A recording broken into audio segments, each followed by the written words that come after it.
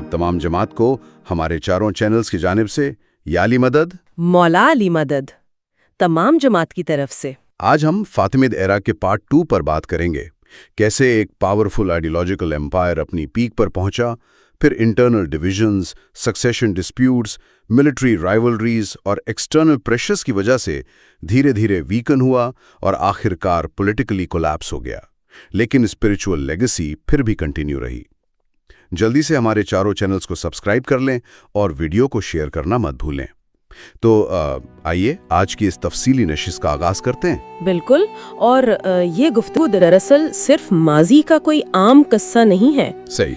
ये उरूज और जवाल की एक ऐसी बेहतरीन मिसाल है जो आज के दौर में भी इदारों और हुकूमतों को समझने के लिए इंतहाई ज़रूरी है। हाँ, और इस छानबीन में हम उन बुनियादी वजूहात को गहराई से तलाश करेंगे जो किसी भी अजीम रियासत की बुनियाद बनती हैं। मतलब उन पेचीदगियों और खामियों का भी जायजा लेंगे जो सदियों पर मुहित निज़ाम को अंदर से खोखला कर देती हैं। सही बात है। तारीख का ये हिस्सा बहुत से असबाक अपने अंदर समोए हुए हैं। चलिए इसे थोड़ा खोल कर समझते हैं। अगर हम इस अजीम रियासत की शुरुआत पर गौर करें, जब कायरो इसका मरकज बना, तो ये वाज़ेह होता है कि ये महज एक इलाकाई फतह नहीं थी। बिल्कुल नहीं, ये एक मुकम्मल नजरियाती रियासत थी। यहाँ पर एक बड़ा हैरत अंगेज पहलू उभर कर आता है। हाँ, तसव्वुर क़ियादत का पहलू। हाँ, मतलब इस निज़ाम में खलीफा सिर्फ एक आम सियासतदान या तख्त पर बैठा हुक्मरान नहीं था, बल्कि वो इमाम भी था। यानी रूहानी और सियासी ताकत दोनों मुकम्मल तौर पर एक ही शख्सियत में मुत्तहिद थे, जो उस वक्त के हिसाब से बड़ा मुनफरिद तसव्वुर था। इसने इस एम्पायर को बाकी तमाम रियासतों से बिल्कुल अलग खड़ा कर दिया था। अगर हम इसे बड़ी तस्वीर के साथ जोड़ें तो इस रूहानी और सियासी ताकत को ज़मीन पर नाफिज करने के लिए उनका इंतज़ामी ढांचा बड़ा ज़बरदस्त था। दीवान सिस्टम की बात कर रही हैं? हाँ, दीवान निज़ाम। इस पूरे एडमिनिस्ट्रेशन को चलाने के लिए एक वसी सिस्टम कायम किया गया था। मुख्तलिफ महकमे बिल्कुल अलग थे, जैसे मालियात यानी फाइनेंस, अस्करी उमूर, खतो किताबात और अदलिया। सही। और इस पूरे निज़ाम में वजीर या वजीर आज़म का ओहदा बेहद ताकतवर और असर और रसूख वाला था। अमली तौर पर तो रियासत का पहिया वही चलाता था। बिल्कुल, लेकिन इस निज़ाम की खूबसूरती एक वाज़े तवाज़ुन में थी। वजीर जितना भी ताकतवर हो, आखिरी फैसला और अल्टीमेट अथॉरिटी हमेशा इमाम के पास ही होती थी। ये मरकजियत ही थी जो रियासत को बिखरने से बचाती थी। और इन सोर्सेज को देखते हुए एक निज़ाम जिसने सबसे ज़्यादा मुतासिर किया वो इनका दावा नेटवर्क था। ओह हाँ, वो तो कमाल का था। तसव्वुर किया जाए कि उस दौर में जब पैगाम रसानी के आलमी ज़राए या इंटरनेट नहीं थे, तब उनका ये नेटवर्क किस कदर मुनज़्ज़म था। डाइस और हुज्जत जैसे आला तरबियत याफ्ता नुमाइंदे इस नेटवर्क की जान थे। जब हम डाइस की बात करते हैं तो ये सिर्फ आम मिशनरीज नहीं थे। बिल्कुल नहीं, ये बहुत ही आला तालीम याफ्ता लोग थे जो सिर्फ मजहब नहीं बल्कि फलसफा और मंतक भी जानते थे। और इन्हीं के जरिए north Africa, Egypt, Syria, Yemen और यहाँ तक कि सिंध जैसे दूर दराज इलाकों तक एक जबरदस्त नजरियाती यकजहती कायम की गई।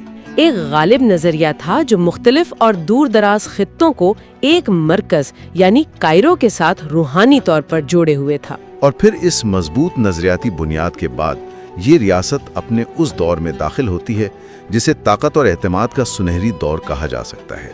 इमाम अल-मुइज़ और अल-अजीज के दौर की बात है ये। हाँ, इस दौर में फातिमिद रियासत अपनी ताकत की बुलंदियों को छू रही थी। इनका दबदबा इस कदर था कि मेडिटरेनियन के अहम तिजारती रास्तों और रेड सी के मवासिलाती रास्तों पर इनका मुकम्मल तसल्लुत कायम हो चुका था। और इस वसी तिजारत के नतीजे में दौलत का एक अजीम बहाव कायरो की तरफ मुड़ गया। देखते ही देखते कायरो एक अजीम इंटेलेक्चुअल और कॉमर्शियल मेट्रोपोलिस बन गया था।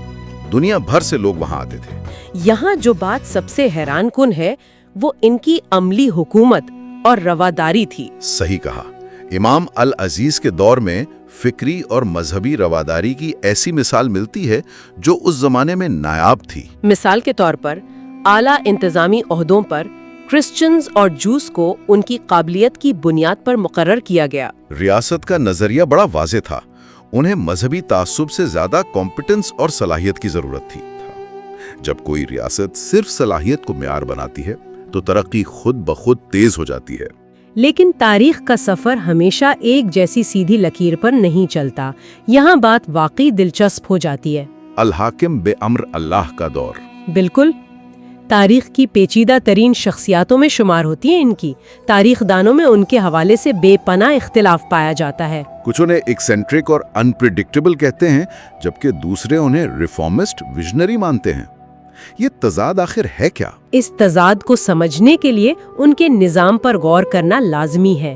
ایک طرف عوام کی عام زندگی پر ایسی سخت پابندیاں عائد کی گئیں جن کی مثال پہلے نہیں ملتی۔ مارکیٹ ٹائمنگز تبدیل کر دینا، رات کے وقت کام کرنے کے قوانین، عورتوں کے جوتے بنانے پر پابندی۔ ہاں، مطلب عوام کو بالکل مائکرو مینج کیا جا رہا تھا۔ لیکن دوسری طرف یہی وہ شخص تھے جنہوں نے دارالعلم قیام کیا، دا ہاؤس آف نالج، جو ایک عام لائبریری نہیں بلکہ عظیم تحقیقاتی مرکز تھا۔ وہاں فلسفی، ایسٹرونومی، میڈیسن اور تھیولوجی پر دنیا کے بہترین ذہن کام کر رہے تھے۔ ایک طرف پبلک بیہیویئر پر سخت قابو اور دوسری طرف علمی آزادی۔ یہ واقعی ایک پہیلی ہے، اور اس پہیلی کا سب سے حیران کن حصہ 121 عیسوی میں ان کی اچانک گمشدگی ہے۔ ایک طاقتور ایمپائر کا حکمران ایک رات نکلتا ہے اور غائب ہو جاتا ہے۔ آج تک یہ تاریخی مسٹری ہے۔ اور اس اچانک غائب ہونے کے واقعے نے آنے والے وقتوں میں سیکٹیرین ڈیولپمنٹس پر کتنا گہرا اثر ڈالا۔ بے یقینی پیدا ہو گئی تھی نا۔ اس نے دراصل ریاست کی آنے والی صدیوں کی تقدیر طے کر دی۔ اس بے یقینی کے بعد ہم اس امپائر کے سب سے طویل دور میں آتے ہیں، امام المستنصر باللہ کا 60 سالہ دور، جو شروع میں تو عظیم خوشحالی کا دور تھا۔ ہندوستان سے میڈیٹرینین تک تجارت پھیلی ہوئی تھی۔ ان کا گولڈ دینار انٹرنیشنل کرنسی بن چکا تھا، دولت عروج پر تھی۔ لیکن پھر یہ عجیب بات ہے کہ اتنی خوشحالی کے بعد اتنا بھیانک زوال کیسے آیا؟ یہ ایک بہت اہم سوال پیدا کرتا ہے۔ 11ویں صدی کے وسط میں دی گریٹ کرائسس آتی ہے، عظیم بحران۔ اس تباہی کی بنیادی وجوہات کیا تھیں؟ 2-3۔ پہلی تھی فوج کے اندر کا فساد۔ ٹرکش، بربر اور سوڈانیز دھرے آپس میں ہی طاقت کے لیے لڑ پڑے۔ ریاست کو بچانے والی فوج خود آپس میں خون ریزی کر رہی تھی۔ اور دوسری اور سب سے خطرناک وجہ قدرتی تھی۔ دریائے نائل میں لگاتار کئی سال پانی نہیں آیا، جس کی وجہ سے خوفناک قحط پڑ گیا۔ خوفناک سے بھی زیادہ، کائرو میں لوگ ایک وقت کی روٹی کے لیے گھر بیچ رہے تھے۔ بھوک اور قانون کی مکمل خلاف ورزی۔ کائرو کے عظیم شہر میں لا لیسنس پھیل گئی۔ ایسے حالات میں مرکزی طاقت لازمان بکھرنے لگتی ہے، اور یہیں سے اختیار کی منتقلی شروع ہوتی ہے۔ اصل طاقت امام سے نکل کر وزیرز اور ملٹری اسٹرانگ مین کے ہاتھوں میں چلی گئی۔ امام صرف ایک روحانی یا سمبولک ہیڈ بن کر رہ گئے۔ عملی کنٹرول فوجی دھاروں کے پاس تھا۔ اور اس کمزوری کے نتیجے میں 1095 عیسوی کا بحران آتا ہے، جب المستنصر کی وفات ہوئی، جسے دی گریٹ سپلٹ بھی کہتے ہیں۔ عام حالات میں جانشینی طے شدہ ہوتی تھی، مگر اس دفعہ پولیٹیکل انٹرفیرنس ہوئی۔ طاقتور وزیر الافضل نے کیا کیا؟ الافضل نے اپنے مفادات کو بچانے کے لیے بڑے بیٹے نیزار کے بجائے چھوٹے بیٹے المستلی کی حمایت کی، اور اچانک کائرو میں اسے کیلف ڈکلیئر کر دیا۔ یہ تو کھلی سازش تھی۔ صحیح کہا، اور اس نے حالات کو پیچیدہ کر دیا۔ اسماعیلی نظریے میں امامت ایک لافانی روحانی سلسلہ ہے۔ اس سازش نے دراصل ایک دائمی نظریاتی تقسیم پیدا کر دی، ایک پرماننٹ ڈاکٹرائنل سپلٹ، جس کے نتیجے میں اسماعیلی کمیونٹی 2 مخصوص دھڑوں میں تقسیم ہو گئی۔ ہاں، مستالی لائن ایجپٹ میں کنٹینیو ہوئی، جبکہ نظاری لائن والوں نے پرشیا کا رخ کیا۔ نظاری لیڈرشپ نے پھر علامت سے خود کو منظم کیا، جسے ویسٹرن ہسٹورینز اساسن پیریڈ کہتے ہیں۔ حالانکہ اگر غور کیا جائے تو یہ ایک خطرناک ماحول میں سروائیول اور اسٹریٹجک ریزسٹنس کا طریقہ تھا۔ دشمنوں میں گھرے ہونے کے باوجود انہوں نے اپنے آپ کو بچایا۔ تو صورتحال یہ تھی کہ ایک طرف اندرونی سیاسی بکھراؤ تھا اور دوسری طرف باہر سے صلیبی جنگیں شروع ہو گئیں، کروسیڈز۔ 1099 عیسوی میں کروسیڈرز نے جیروسلم پر حملہ کر کے قبضہ کر لیا۔ فاطمیدز کی فوج اس وقت تک بالکل بے بس تھی، اور اس کے بعد کروسیڈرز اور فاطمیدز کے تعلقات بڑے کمپلیکس ہو گئے۔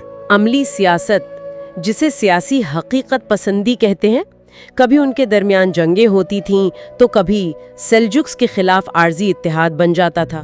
लेकिन इस मुसलसल खाना जंगी ने बची खुची दौलत और ताकत को भी निचोड़ लिया था। 12वीं सदी तक कैलिफ सिर्फ नाम के रह गए थे। और इसी केओस में सलादीन का उरूज होता है, एक सुन्नी कर्डिश जनरल जो नूर अल-दीन जंगी के अंडर था।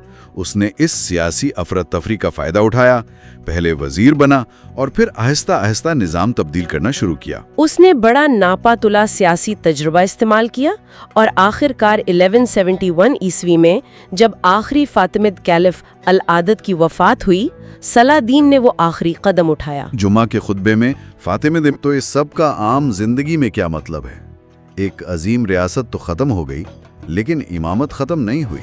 सियासी रियासत फना हुई मगर नजरिया बाकी रहा। फातिमिद दौर की ये मुनफरिद हैसियत थी जहां इमाम और खलीफा एक ही थे।